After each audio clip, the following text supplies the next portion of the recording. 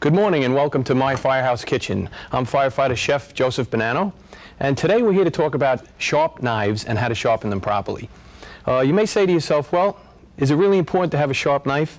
Well, yes, it is. One reason is it's actually more dangerous to have a dull knife than it is to have a sharp knife, because as you're cutting, you have to press so hard, you stand a better chance of cutting yourself. So it's very important to have a very sharp knife in the kitchen.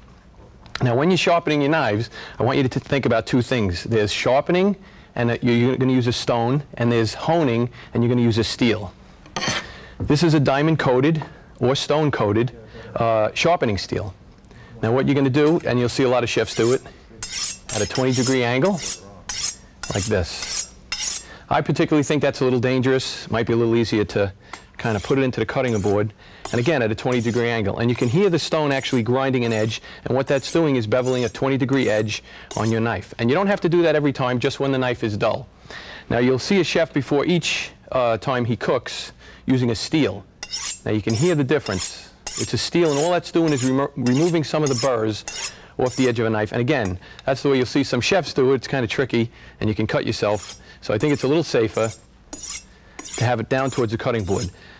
Now, how do you know when the knife is really sharp? Well, you can slice on a piece of paper. You'll see some people plunk out a hair and kind of split a hair, but that's kind of a corny thing to do. But how I can tell whether the knife is really sharp is just lay it on here, grab it by the butt end, and just the weight of the knife itself, by drawing it across a tomato, should actually start to cut the tomato.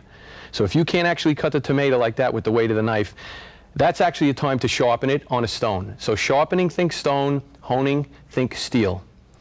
And as we say in the New York City Fire Department, it's time for me to take up.